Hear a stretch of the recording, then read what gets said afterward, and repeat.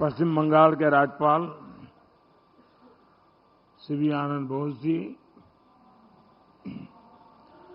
केंद्रीय मंत्रिमंडल के मेरे सहयोगी सर्बानंद सोनोवाल जी,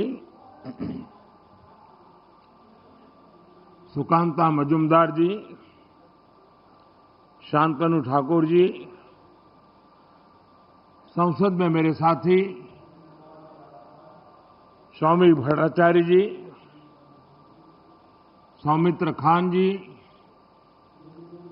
पश्चिम बंगाल विधानसभा में विपक्ष के नेता शुभेंदु अधिकारी जी, अन्य जनप्रतिनिधिगण, देवी और सज्जनों, कल मैं मालदा में था और आज यहां हुगली में आप सभी के बीच आने का सौभाग्य मिला है। विकसित भारत के लिए पूर्वी भारत का विकास, इस लक्ष्य के साथ केंद्र सरकार निरंतर काम कर रही है। कल और आज के कार्यक्रम इसी संकल्प को और अधिक मजबूत करने वाले हैं।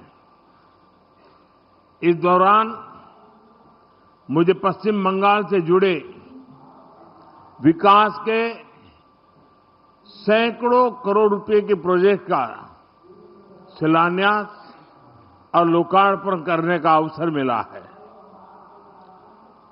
कल पश्चिम बंगाल से देश की पहली वंदे भारत स्लीपर ट्रेन प्रारंभ हुई है।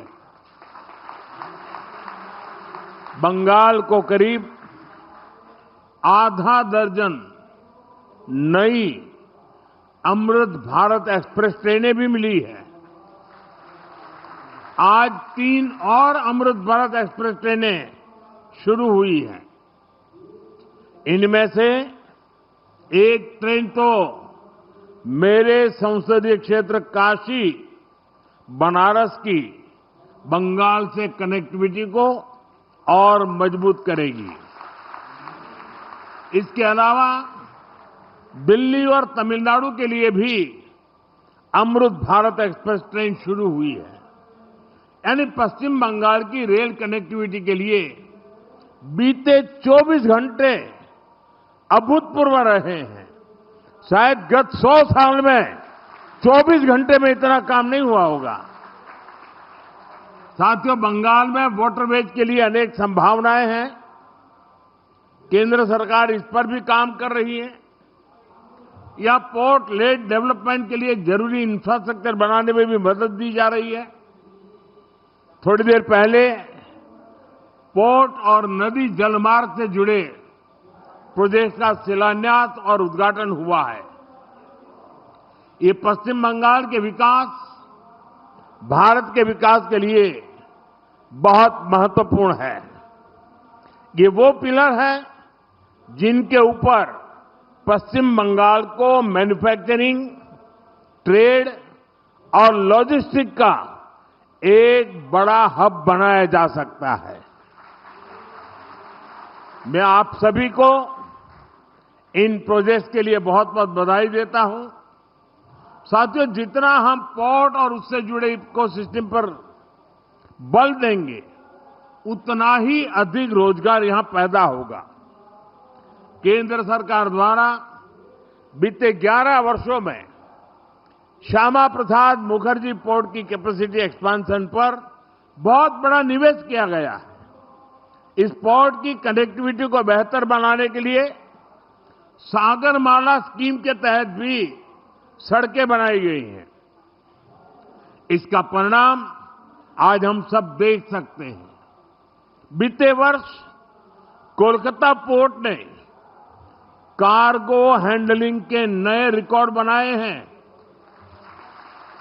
साथियों, बालागढ़ में बनने वाला extended port gate system Hooghly और आसपास के इलाकों के लिए नए अवसरों का द्वार खोलेगा। इसे कोलकाता शहर में ट्रैफिक और लॉजिस्टिक का दबाव कम होगा। गंगा जी पर जो जलमार्ग बना है उसके जरिए कार्गो मूवमेंट और बढ़ेगा। ये पूरा इंफ्रास्ट्रक्चर हुगली को वेयरहाउसिंग और ट्रेडिंग हब बनाने में मदद करेगा। इससे यहां सैकड़ों करोड़ रुपए का नया निवेश होगा। हजारों युवाओं को रोजगार मिलेगा। छोटे व्यापारियों और ट्रांसपोर्ट से जुड़े लोगों को लाभ होगा और किसानों और उत्पादकों को भी नए बाजार मिलेंगे। साथियों, आज भारत में हम मल्टी मॉडल कनेक्टिविटी और ग्रीन मोबिलिटी पर बहुत बल दे रहे हैं। सीमलेस ट्रांसपोर्टेशन संभव हो सके, इसके लिए पोर्ट, नदी जलमार्ग, हाईवे और एयरपोर्ट्स, इन सभी को आपस में कनेक्ट किया जा रहा है। इससे लॉजिस्टिक कॉस्ट और ट्रांसपोर्टेशन में लगने वाले टाइम दोनों में कमी आ रही है। साथियों, हमारी कोशिश ये भी है कि हमारे ट्रांसपोर्ट के माध्यम नेचर फ्रेंडली भी हो।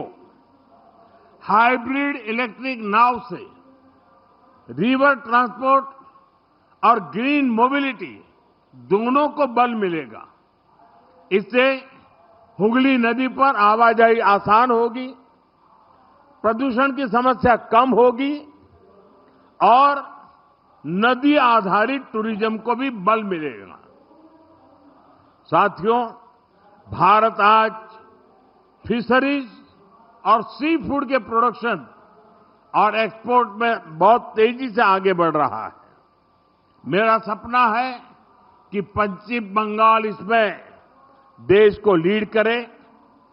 केंद्र सरकार नदी जलमार्ग को लेकर अपने विजन में बंगाल को प्रमुखता से सपोर्ट कर रही है। इसका फायदा यहां के किसानों के साथ साथ हमारे मछुआरे साथियों को भी मिलने वाला है। साथियों, केंद्र सरकार द्वारा शुरू किए जा रहे सारे प्रोजेक्ट्स पश्चिम बंगाल की विकास यात्रा को गति देंगे। एक बार फिर आप सभी को इन प्रोजेक्ट्स के लिए मैं बहुत बहुत शुभकामनाएं देता हूं। पड़ोस में ही हजारों लोग काफी समय से इंतजार कर रहे हैं। वहां भी मुझे बहुत कुछ कहना है और शायद लोग उसे सुनने के लिए ज्यादा उत्सुक है। जरा खुलकर बातें वहां करूंगा और इसलिए यहां मैं मेरी वाणी को विराम देता हूं और मैं अगली सभा के लिए आप सबकी इजाजत लेकर के निकल रहा हूं। बहुत बहुत धन्यवाद।